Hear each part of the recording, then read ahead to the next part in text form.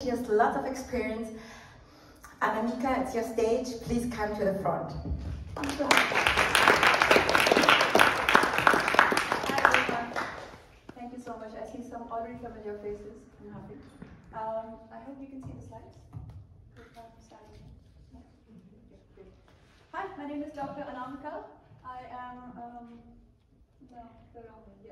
I'm a dentist by education, and I was introduced already, so I will not go into that. But what I want to come back to is today, I'm going to say a big thank you to all of you who are here today.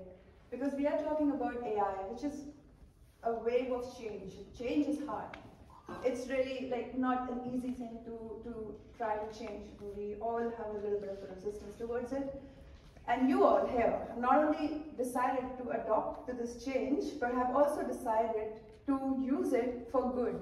And that is one of the best things that we could hope for. So thank you so much for being here today. I'm so happy. Thank you. So as a doctor, as a dentist, we also have to take the Hippocrates oaths. And one of the first things that we have to say is, first, do no harm. Thank you very much. You're from the health. Good. First, do no harm. And part of that is knowing when you have certain skill sets and certain tools at your disposal that you can use, but it's the ethics of it that actually decides whether you're using it for good or bad. Case in point, who remembers this movie? Who has watched it? Who has watched it twice? Oh my goodness, we need to talk later. But this was a classical example of knowledge for the sake of knowledge, on the one hand, and the knowledge to be applied in a way that could destroy or that could create something better.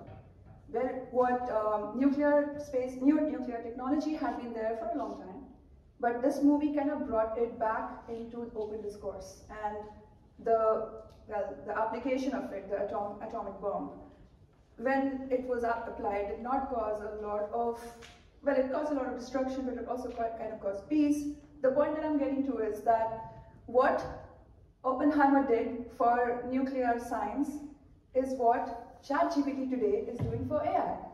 7 years ago, when I started product, I was already working on a machine learning based product for pricing and recommendations. But nobody knew about AI and ML back then. And we just spoke about it in hush-hush dens in the technology, in our sprints, and we didn't really expect people to understand. Half of us don't even understand that today, that's okay. The point is that when we started, we made a lot of mistakes. A lot of mistakes. And 7 years down the line, now that ChatGPT has brought AI into the forefront, into public discourse, I see us making the same mistakes. So my goal today is to understand how those mistakes can be avoided and to go back to the core of why we do AI. This is Elon Musk, if you don't know him. And even he sometimes has really interesting things to say. And this time he's saying that AI is far more dangerous than nukes were. Because we now live in a space of hubris. We think we know everything. We think it's going to be great, or we are totally confused and we don't want to admit it. But the point is, AI is still just a tool. And we have to remember that. AI is not only ChatGPT, and you all know that. It's just one of the applications. It's the most popular one, agreed. And this is the one which is the Oppenheimer to AI, right? But AI is also not the end. AI is not the solution and the end all to all of our problems. If the business is failing, let's AI. Or let's be a little bit different from our competition, let's AI. Pardon me. So a lot of times, one of the biggest mistakes that I see happening in this field is that people just want to do AI for the sake of AI because they don't want to miss out. There's a party going on, it's the AI party, and we all want to join in. So let's AI, right? It'll solve everything. But it's a tool, and we know that. So today I want to bring us back as social entrepreneurs, as technologists, as people who work with a tool. I think last week, if any of you attended the virtual session, somebody mentioned that AI is the hammer that makes everything look like a nail, right? Thank you so much for your support. And so this is what is happening. We just want to use AI in everything. Marketing loves it. SEO loves it. And we love it because it gets attention like nothing else. But before you jump on the bandwagon, let's go back to what good business means. Good business means that the product or the service that you are making available is desirable. Somebody wants it. Somebody needs it. You have done market research. You know your customers have a demand. They will pay for it. They will use it, right? And this comes not from AI. This comes from knowing what it is the value that you're offering, and that is something that the market needs. Going back to the basics of, are you selecting the unicorn technology, or are you selecting a use case? Some really good use cases for AI are automation, scaling, and also reducing redundancies, attracting better, making your teams more creative and less operational, etc.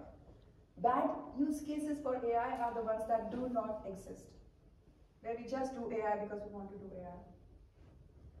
Second thing, we have to always keep in mind that the business should be viable. Yes, we are social entrepreneurs, but at the end of the day, investing in a technology requires money, and it should be able to sustain itself financially. There has to be an ROI. We have to be able to make sure that we are able to measure that ROI. It has to be feasible. Just because we want to do it and it is a good use case doesn't mean that we have the skill set, the money, or even the mindset sometimes to do that. One of the things that we can look at if we want to see if it's viable for us as a company is to check if our product has the right data available for an AI infrastructure to be built upon. We need the right warehouses, we need the right pipelines, we need the right support system, we need the right skill sets. The data has to be accessible, it has to be quality data, it has to be reliable, and it has to have a section of non-bias to it, but we will come to that in a bit. And then about the tech itself, do we have the skill sets? Are we ready to invest in those skill sets? Are we ready to let people culturally understand that this is not the end of their jobs? There is a lot which is going on. There's a lot of shallow region around AI, and we have to address that in our company before we move forward. And this is what happens when you just do AI and you're not ready for it. So one of the companies that I have worked for jumped the bandwagon, although the team were telling them, we are not ready, we need to build the right data infrastructure. AI is a sophisticated tool that is built on top of the right data. So who was from data here? You know what I'm talking about here, you guys. So we spent way more time, and because the team did not listen to the internal tech team, the CEO went out and hired a French company which does machine learning and AI, and the French company took a lot of money to tell them the same thing that we told them, that it's not ready yet. But now we were paying them to tell us the same thing. So, for us, most important, yes, it should be desirable, viable, feasible, but the ethical dimension, especially in social entrepreneurship. And this is why I'm thanking you for being here, because this is the one that matters to us the most. I think we spoke about whether something is, how explainable is it, how secure is it, how is the data biased or not biased. A lot of these things we will talk about in the next few sessions and then also in the roundtable. But this is something as social entrepreneurs we do need to keep in mind, if not more than the others. This is not the same QR code as before, it's something fresh. So I have coined a new term and I'm trying to make it happen. It's called AIQ. It comes from intelligence quotient, but it's your artificial intelligence quotient. What is your company's, how ready is your company, how well does your company work with AI? What is your quotient for AI? AIQ. I hope it gets on, and then please quote me that as the inventor of the phrase here. So you can take this short quiz to assess. It's just a yes/no quiz. I'm just developing it. 15 questions. If you answer more than 8, congratulations. You have a good AIQ for your company. Last but not, So this is the end of my presentation, but we're going to circulate that. So I'm going to leave you with I'm going to leave you with this resource. It is how you can insert and check for ethics in every stage of product development. and what you have to check for in terms of AI. It's a lot, but you will enjoy going through it if you like flowcharts. All right, that was my time. Thank you so much again for being here.